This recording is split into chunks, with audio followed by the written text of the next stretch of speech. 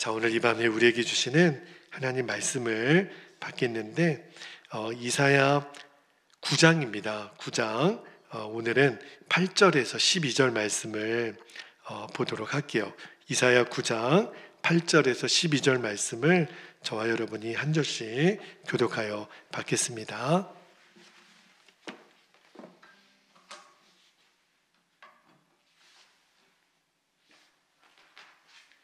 자, 8절 제가 먼저 읽겠습니다. 주께서 야곱에게 말씀을 보내시며 그것을 이스라엘에게 임하게 하셨은즉 모든 백성 곧 에브라임과 사마리아 주민이 알 것이오늘 그들이 교만하고 완악한 마음으로 말하기를 10절 벽돌이 무너졌으나 우리는 다듬은 돌로 쌓고 뽕나무들이 찍혔으나 우리는 백향목으로 그것을 대신하리라 하는도다. 그러므로 여호와께서 르신의 대적들을 일으켜 그를 치게 하시며 그의 원수들을 격동시키리니 12절 함께요. 앞에는 아람 사람이요 뒤에는 블레셋 사람이라 그들이 모두 입을 벌려 이스라엘을 삼키리라. 그럴지라도 여호와의 진노가 돌아서지 아니하며 그의 손이 여전히 퍼져 있으리라. 아멘. 하나님 말씀입니다. 자, 오늘 이사야 강의 이제 13번째 말씀이 될 텐데 9장 말씀을 묵상하다가 한 번 더 좀 다루고 싶은 주제가 있어서 9장 중간 부분을 한 번 더 읽었습니다. 오늘 설교 제목이 이스라엘이 가지고 있었던 하나님의 징계의 요인 두 가지가 있는데 그 중에 하나가 교만이고 또 하나가 완악한 마음이에요. 그래서 교만과 완악한 마음을 버리라 제목의 말씀을 좀 나눌게요. 자, 오늘 본문 말씀 8절이 이렇게 시작이 돼요. 8절에 보니까 주께서 야곱에게 말씀을 보내시며 그것을 이스라엘에게 임하게 하셨은즉. 자, 여러분 중에 이스라엘과 이 유다가 약간 헷갈리시는 분들이 간혹 있으세요. 그냥 뭐 이스라엘도 하나님 백성이고 유다도 하나님 백성인데 굳이 구분한다면 솔로몬 시대 이후로 이제 원래는 이스라엘이 하나였지만 12지파가 한 나라로 이루고 살았지만 솔로몬이 죽고 나서 나라가 둘로 분열이 됩니다. 남쪽의 유다와 북쪽의 11지파가 이제 한 나라를 구성하게 되죠. 그래서 오늘 이 8절에 나오는 이스라엘은 북이스라엘을 말하는 거예요. 우리가 여러 번 말씀드렸지만 이사야 선지자는 남유다를 향하여 하나님 말씀을 대언했던 선지자인데 근데 오늘 말씀에는 이사야가 유다에게 말씀을 전하지만 북이스라엘을 이렇게 예를 들어서 말씀을 전하는 약간은 독특한 부분이에요. 여러분, 우리가 누군가 잘못한 거를 볼 때 두 가지로 그 사람을 권면할 수가 있습니다. 첫 번째는 뭐라고 하냐면 상대방에게 누군가를 빗대서 그 사람처럼 하면 더 잘할 수 있을 텐데 이렇게 우리가 약간 독려하는 식으로 이렇게 그 사람에게 권면할 수 있죠. 그러나 또 하나 권면하는 방법이 있어요. 만약에 그 사람처럼 하지 않으면 너 더 형편없이 될 거야. 약간의 위기의식을 불러 넣어주도록 하는 방법이 있죠. 누군가에게 이렇게 권면할 때. 근데 오늘 본문은 후자에 해당돼요. 하나님이 지금 유다 백성들을 두고두고 보다가 이대로 두면은 안 되겠다. 그러면서 어떤 자극을 주냐면 너희들 정신 안 차릴 거야. 너희들 정신 안 차리면 이제 북이스라엘처럼 된다. 지금 이 분위기인 거예요. 그러니까 이스라엘처럼 너희들이 계속 똑같은 짓을 하면 이제 너희들도 이제 다른 나라를 통해서 짓밟히게 될 거야. 제가 조금 전에 말씀드린 것처럼 북이스라엘과 유다가 원래 한 나라예요.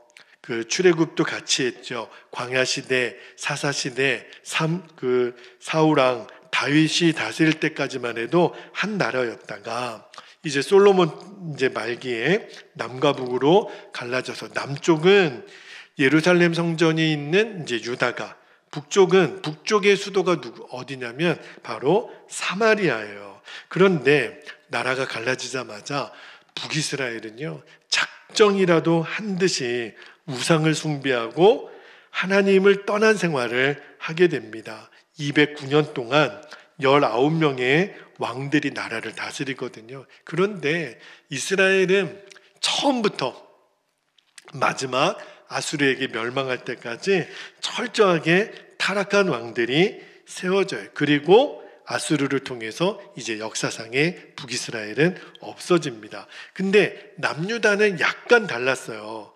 남유다는 북이스라엘이 아까 209년 동안 있었다 그랬는데 남유다는 345년, 그러니까 한 140년 정도는 더 지속이 되죠.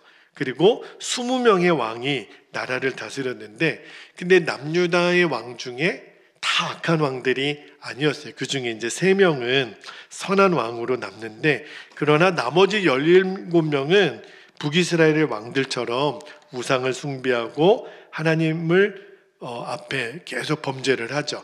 그래서 하나님이 선지자들을 보내죠. 대표적인 선지자가 이사야, 예레미야, 에스겔, 스바냐, 미가, 하박국, 이런 선지자들을 보내서 하나님의 마음과 생각을 전해요. 그러나 유다의 왕들이 그 선지자들의 이야기를 듣지 않습니다. 그래서 결국은 신흥 이제 왕국인 바벨론이 아수르를 치지요. 그래서 바벨론에 의해서 남유다는 망하게 되고, 포로로 끌려가서 몇 년 동안 있냐면 70년 동안 있어요. 그리고 바벨론 뒤에 나라인, 지금으로는 페르시아라는 이름인데 당시에는 이제 메데라고 하는 이름의 그 바사라고 하는 이름의 나라에, 그때 당시에 바사 왕이 고레스였거든요.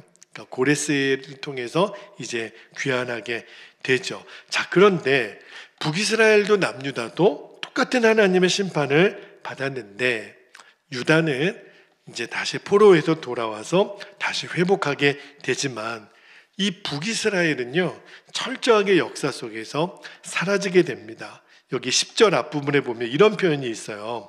10절 앞부분에 보니까 벽돌이 무너졌으나, 이게 무슨 말이냐면 이사야 당시에 지금 아하스가 통치하던 시대라 그랬잖아요. 그때 이미 북이스라엘은 망할 징조가 보였다라는 거예요. 자, 그런데 북이스라엘을 통해서 유다에게 지금 하나님이 너희들 정신 차리라고 얘기해주는 본문이라 그랬잖아요. 근데 북이스라엘이 왜 이렇게 망하게 되었는지 그 원인을 9절 말씀에 보니까 굉장히 간결하게 이사야 선지자가 전합니다. 자, 9절 말씀을 볼게요. 북이스라엘이 왜 망했나? 이렇게 되어 있습니다. 모든 백성 곧 에브라임과 사마리아 주민이 알 것이거늘 그들이 교만하고 완악한 마음으로 말하기를. 자, 이스라엘의 망한 두 가지 원인, 첫 번째가 뭐라고요? 교만. 두 번째가 완악한 마음이라는 거예요. 이게 왜 이렇게 문제가 되나? 오늘 이 말씀을 가지고 저와 여러분에게 주시는 하나님의 음성을 우리가 들었으면 좋겠습니다. 두 가지인데요. 첫 번째는 교만한 마음을 버리라는 거예요. 굉장히 중요합니다. 자, 10절 말씀을 다시 한번 좀 볼게요. 10절에 보니까 벽돌이 무너졌으나 우리는 다듬은 돌로 쌓고 뽕나무들이 찍혔으나 우리는 백향목으로 그거를 대신하리라 하는도다. 자, 이 10절 말씀을 저도 여러 번 읽었는데 이게 무슨 교만일까? 근데 지금 이 10절 말씀을 누가 하는 거냐면 북이스라엘 사람들이 얘기하는 거예요. 자, 여러분, 내 자신들의 의가 하나님 앞에서 무너졌으면 빨리 회개하고 돌아서야 되잖아요. 근데 이들의 반응이 뭐냐면 벽돌이 무너졌어? 그러면 다듬은 돌로 다시 쌓으면 되는 거 아니야? 또 하나님께서 찍어버리셨으면 자기들에게 뭐가 있다 그래요? 우리에게 백향목이 있잖아. 뭐가 걱정이야? 이런 식으로 나왔다는 거예요. 그러니까 하나님이 징계를 하면 하나님 제가 잘못했습니다. 제가 회개합니다. 이렇게 나와야 되는데 지금 북이스라엘 사람들이 얼마나 교만했는지를 지금 보여주는 거예요. 여기 10절에 보면 여러분 벽돌하고 뽕나무들이 나오죠. 이 벽돌하고 뽕나무는 당시에 굉장히 값싼 건축 자재들이에요. 오늘날로 말하면 그냥 돌이나 나무 정도 되는 거죠. 그러니까 이 벽돌, 뽕나무는 일반 서민들, 그죠? 그리고 별 볼 일 없는 건물들을 지을 때 주로 사용되었던 재료인데 그에 반해서 여기 10절 중간에 보면 다듬은 돌 나오죠.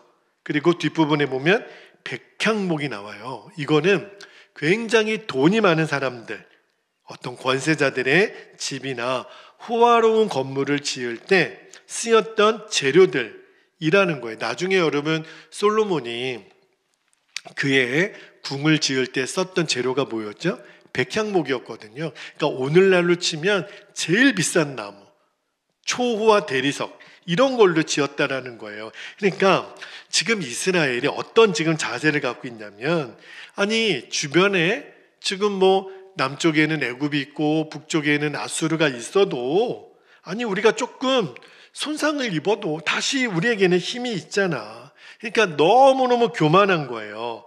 근데 이 말을 누가 했냐면, 자 9절 앞부분을 다시 한번 볼게요. 9절 앞부분에 보니까 모든 백성 곧 에브라임과 사마리아 주민이 알 것이오늘, 그러니까 여기 사마리아가 아까 제가 이스라엘의 수도라 그랬잖아요. 에브라임은 북이스라엘 중에 나중에 이제 요셉의 두 아들 중에 므낫세와 에브라임, 그러니까 요셉 지파는 없고 두 아들이 한 지파씩 받았는데 그 중에서 에브라임 지파가 이 북이스라엘 11지파 중에 제일 큰 지파가 되는 거예요. 그 증거가 어디 있냐면 우리가 이사야 7장 읽을 때 말씀을 드렸었어요. 자, 이사야 7장 2절을 한번 볼게요. 이사야 7장 2절에 보니까 어떤 사람이 다윗의 집에 알려 이르되, 다윗의 집은 유다, 남유다를 말하는 거예요. 자, 아람이 에브라임과 동맹하였다 하였으므로 왕의 마음과 그의 백성의 마음이 숲이 바람에 흔들림 같이 흔들렸더라. 여기 보니까 아람이 에브라임과 동맹했다. 이때 이 에브라임이 누구를 가리키냐면 북이스라엘을 가리키는 거예요. 그러니까 북이스라엘의 제일 강한 지파가 에브라임이니까 아람이 북이스라엘과 손잡았다. 이 표현을 아람이 에브라임과 손잡았다. 그러니까 이 에브라임 지파가 이스라엘 지파 중에 가장 강한 지파. 그러니까 이 에브라임과 그 사마리아가, 아니 지금 벽돌이 무너진 패배한 상황이지만 우리에게는 다듬은 돌이 있고 백향목이 있잖아. 이게 바로 그런데 하나님이 지금 이사야를 통해서 지적하시는 거예요. 남유다에게 말하기를 북이스라엘이 왜 망했는 줄 아니? 그들의 교만 때문이라는 거예요. 여러분, 왜 우리 그리스도인들이 실패할까? 성령님이 우리 안에 계신데도 왜 우리가 자꾸 무너질까? 이유가 우리가 하나님 앞에서 교만하기 때문이라는 거예요. 여러분, 교만이 뭐죠? 뭐 다른 사람 앞에서 막 목에 힘주고 다른 사람 무시하고 뭐 그런 것도 교만이겠지만, 교만의 성경적인 뜻이 뭐냐면 어떤 일을 내 혼자 힘으로 할 수 있다라고 하는 생각, 이게 교만이에요. 그러니까 나 혼자라 할 수 있어. 이게 왜 문제가 되냐면 자아가 너무너무 강하다는 뜻이거든요. 예수님이 옆에서 걱정하시고 슬퍼하시고 안타까워서 가슴을 치시는데도 그게 안 보여요. 교만한 사람은.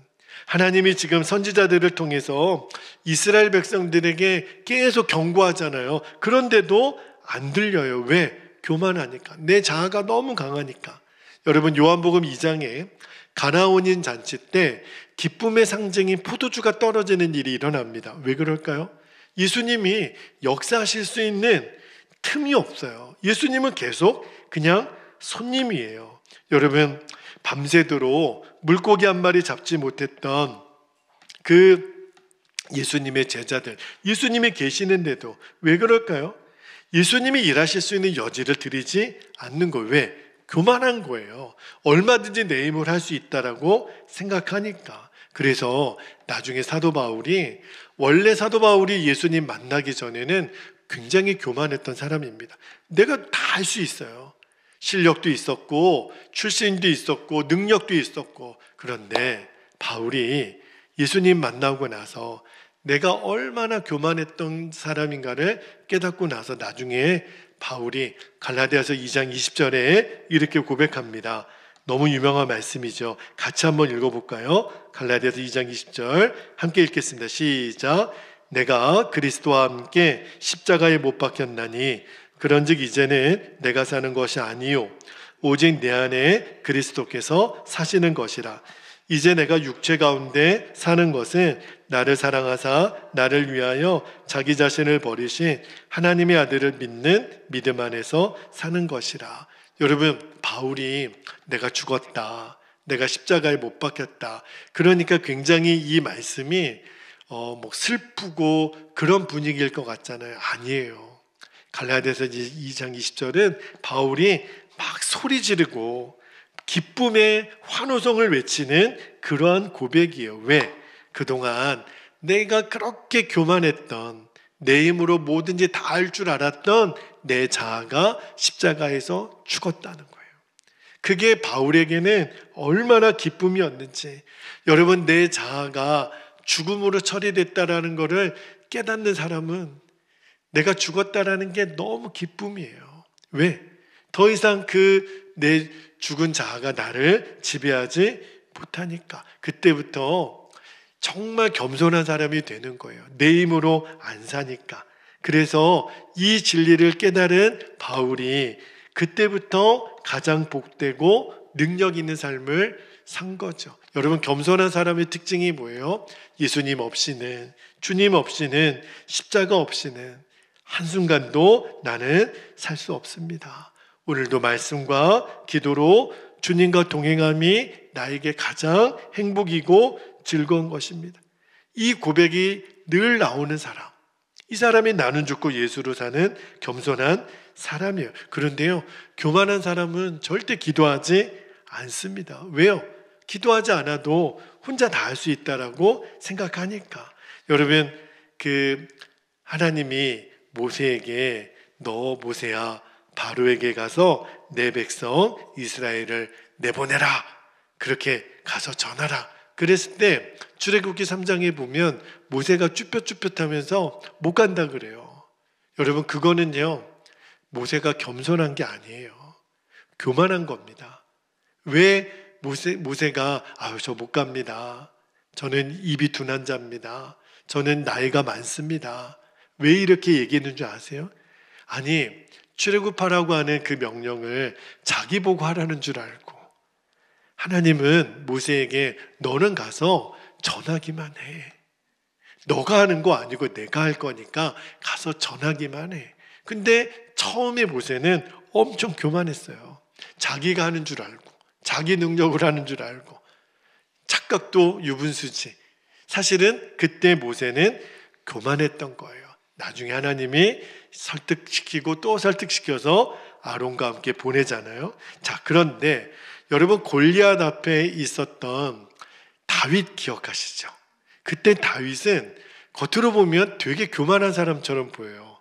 아니, 조그만 애가 누구도 싸우러 나가겠다고 엄두를 못 내는 골리앗 앞에 자기가 나가서 싸우겠다고, 골리앗 앞에 엄청나게 큰 소리를 뻥뻥 칩니다.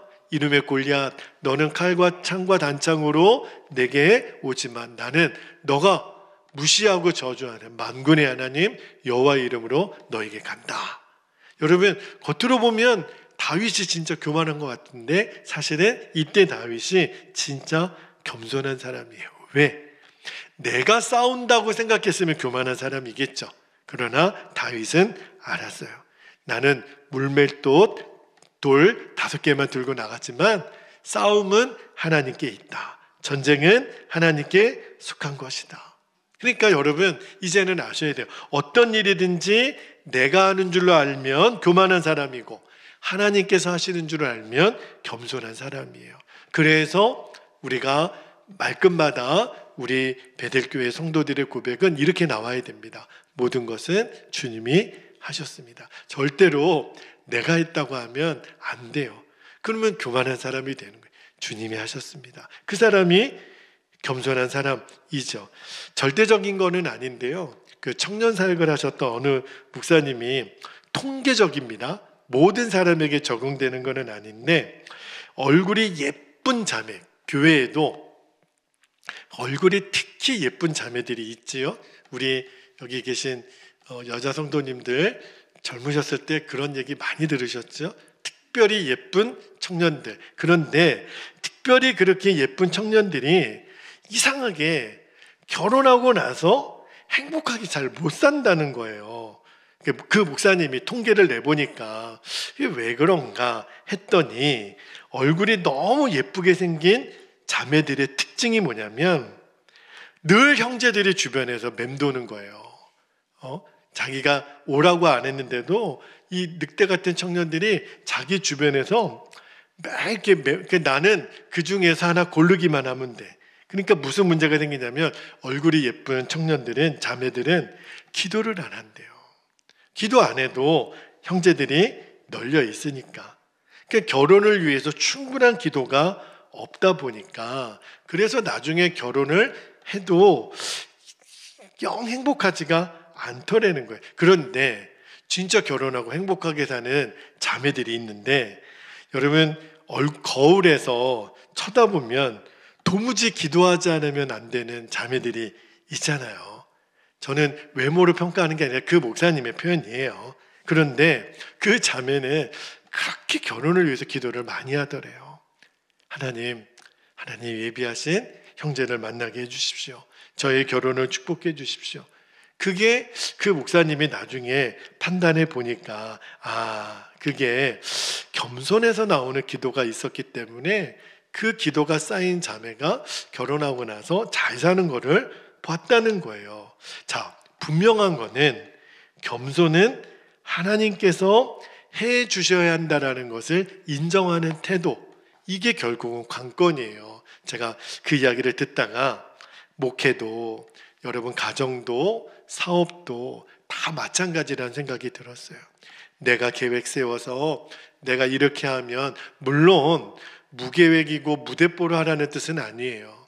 그러나 마치 내가 모든 것을 앞장서서 끌고 간다라고 생각하는 것이 얼마나 교만인지, 주님이 앞서가시면 우리는 뒤따라 가는 거죠. 그래서 저에게도 늘 베델교회 담임 목사님은 예수님이시고 나는 부목사지. 담임 목사님이신 예수님이 하라고 하시면 나는 따라만 가는 거지. 그게 겸손이라는 생각을 다시 한번 갖게 됐어요. 공부도 마찬가지더라고요. 여러분 공부를 잘하는 아이들이 있죠. 전교에서 1등하고 2등하는 아이들. 근데 이런 아이들이 보통은 기도를 잘 안 합니다. 왜 그렇죠? 교만하기 때문에. 내가 조금만 노력하면 얼마든지 1등할 수 있기 때문에 좀처럼 이 아이들이 기도하지 않아요. 근데 공부 잘하는 머리는 있고 달란트는 있지만 나중에 이 아이들이 명문대는 갈 수 있을지 모르겠지만 그 아이들의 장래가 그렇게 충만한 하나님의 인도를 받지 못합니다. 왜요? 그 마음에 하나님 없어도 내가 조금만 노력하면 잘 되는데, 내가 공부 조금만 하면 명문대 가고 좋은 그 회사 가고, 근데 결국은 하나님의 인도를 제대로 못 받는다는 거예요. 학교에서는 우등생이 있을지 모르겠지만 사회에 나가면 열등생이 되는 경우가 많다라는 거예요. 자, 왜 이야기를 드리냐면 이스라엘이 무너진 첫 번째 원인이 바로 이 교만함. 하나님 없이도 다듬은 돌 쓰고 백향목 쓰면 되지. 망해가면서도 여전히 깨닫지 못했던 그 교만함, 이 교만함을 우리도 내어버리게 하옵소서. 그렇게 우리가 첫 번째 기도했으면 좋겠고, 자, 두 번째입니다. 두 번째, 하나님이 주신 마음이 완악한 마음을 버리라는 거예요. 이 완악하다라는 것의 사전적 의미를 찾아보니까 성질이 세고 고집세고 그리고 함부로 거칠게 행동하는 것, 그렇게 되어 있어요. 그러니까 이 완악한 마음은요 교만한 마음보다 한 수 더 높습니다. 여러분 성경에 보면 출애굽 당시에 애굽의 왕 바로가 마음이 완악했다 그래요. 그가 교만했다고 표현하지 않고 완악했다. 그러니까 교만보다 한술 더 뜬 마음이 완악인데, 자, 출애굽기 7장 13절 말씀을 볼게요. 바로의 마음을 이렇게 표현합니다. 그러나 바로의 마음이 완악하여 그들의 말을 듣지 아니하니 여호와의 말씀과 같더라. 얼마나 바로가 마음이 완악했냐면 10번째 재앙을 가서야 비로소 두 손 두 발 다 들죠. 그때까지만 해도 바로는 그 자기의 완악한 마음을 포기하지 않아요. 자, 신명기 말씀도 하나만 더 볼게요. 신명기 21장 18절에 보면 이런 말씀이 있어요. 사람에게 완악하고 패역한 아들이 있어 그의 아버지의 말이나 그 어머니의 말을 순종하지 아니하고 부모가 징계하여도 순종하지 아니하거든. 불순종이 어디서 나오냐면 성경은 마음의 완악함에서 나온다는 거예요. 그러니까 이 마음의 완악함이 하나님이 너무 싫어하는 마음이라는 거예요. 이스라엘이 왜 망했냐? 두 번째가 교만보다 더 악한 마음이 이 완악한 마음. 완악한 마음을 가진 사람의 특징이 뭐죠? 하나님 말씀을 아주 대놓고 거부합니다. 말씀을 의도적으로 듣지 않고 거부하는 사람이 교만한 사람을 넘어서 마음이 완악한 사람이에요. 그러니까 완전히 그 사람이 성품이 된 거예요. 마음속 깊이. 그래서 완악한 사람의 특징이 뭐냐면 상대방의 말을 듣지 않습니다. 굉장히 무서운 거예요. 그러니까 내 성질만큼은 절대로 양보하지 않는 거죠. 그러니까 신앙생활을 잘 하시다가도 결국은 가면 이렇게 막 분을 내거나 내가 죄 가운데 무너지면 뭐라고 얘기하냐면 나 원래 그런 놈이라고, 나 원래 그런 사람이라고. 아니에요. 절대 그렇지 않거든요. 근데 이 마음이 완악하면 내 성질이 양보가 안 되는 거야. 또 원로 목사님이 은퇴하실 때, 은퇴 설교 때 그런 얘기를 하시더라고요. 내가 오랫동안 목회하면서 집 바치는 사람, 땅 바치는 사람, 전세 팔아서 바치는 사람, 심지어는 피를 뽑아서 바친 사람도 보셨대요. 그런데 성질을 뽑아 바친 사람은 못 봤다고. 그 목사님 은퇴하시면서 말씀을 하시더라고요. 그러니까 이 완악한 마음 때문에 모든 문제가 가정에도 교회에도 생기는 거예요. 왜 우리가 시험 될까요? 이 완악함, 이 성질을 이기지 못하는 거예요. 그래서 우리가 실패하는 거거든요. 사사시대에 이스라엘 백성들의 그 결정적인 문제를 성경이 이렇게 지적하죠. 자, 사사기 21장 25절 말씀해 볼게요. 사사기 21장 25절에 보면 이렇게 말합니다. 그때에 이스라엘에 왕이 없으므로 사람이 각기 자기의 소견에 오른 대로 행하였더라. 여기 보니까 자기의 소견에 오른 대로 행하는 마음, 이게 완악한 마음이에요. 내가 옳은데 내 생각에 옳은데. 여러분, 세상 사람들의 어떤 기준에 보면 자기 소견에 오른 대로 사는 것이 뭐가 그렇게 대단히 잘못한 것일까? 세상 예수 안 믿는 사람들은요, 아니 자기 소견에 오른 대로 행한 게 뭐가 그렇게 문제냐고 따져요. 왜냐하면 자기 소견에 오른 대로 살아가야 이 세상이 지금보다 나아지는 거 아니야? 이렇게 얘기할 수도 있겠죠. 그러나 성경의 기준은 다르다라는 거예요. 우리 그리스도인들에게는 자기 소견에 옳은 대로 사는 것이 죄입니다. 왜 그렇죠? 내 마음대로 사는 거, 내 소견에 옳은 대로 사는 게 왜 죄죠? 그러면 예수님이 인도하실 수가 없기 때문에 그래요. 우리는 예수님이 목자가 되신 양이잖아요. 우리는 어린 양이 인도하는 대로 어디든지 가야 되는 존재인데 자기 소견에 옳은 대로 행한다라는 것은 예수님 인도 필요 없다는 거예요. 그래서 우리 삶에 일어나는 모든 문제가 내 생각에 옳은 대로 살기 때문에 일어나는 것임을 꼭 명심하셔야 됩니다. 이스라엘이 이것 때문에 망한 거예요. 내 생각에 옳은 대로 사는 게 뭐가 나빠? 여러분, 오늘 말씀을 읽으면서 두 가지, 왜 이스라엘이 하나님 앞에 징계를 받을 수밖에 없었나, 두 가지 이유, 하나는 교만이고 하나는 완악한 마음, 이거를 여러분들이 명심하셔야 돼요. 굳이 이 하나님께 징계를 당했던 이스라엘의 전철을 밟을 이유가 없어요. 다시 말하면 오늘 우리가 때로는 하나님 사랑하시기 때문에 우리를 징계하실 때가 있죠. 그때 빨리 교만을 내버리고 완악한 마음을 버리는 거예요. 주님, 내 마음대로 소견에 오른 대로 행하려고 했던 완악한 마음을 제가 내버립니다. 그리고 하나님 없이 내 능력, 내가 스스로의 힘을 가지고 살 수 있다라고 하는 나의 교만함을 내려놓습니다. 그래서 온유하고 겸손하신 예수님의 마음을 붙잡는 거예요. 그리고 순종으로 나아가면 설령 징계 가운데 있다 하더라도 하나님이 그 징계를 풀어내세요. 하나님이 이 말씀을 이사야를 통해 왜 남유다의 백성들에게 말씀해 주나요? 그러지 말라고. 북이스라엘처럼 교만하고 완악한 마음 갖고 살지 말라고. 그 말씀을 들으면 사는 거예요. 그러나 끝까지 그 말씀을 듣지 않으면 죽는 길로, 망하는 길로 가는 겁니다. 너무너무 단순해요, 오늘 말씀은. 그러나 우리가 정말 생명으로 붙들어야 될 말씀입니다. 이 시간에 우리 두 가지 기도 제목을 나누고 붙잡고 함께 우리 기도하시죠. 첫 번째 기도 제목입니다. 무슨 일이든 내 힘으로 하려는 교만을 버리게 하옵소서. 그리고 하나님께서 무엇이든지 해주신다.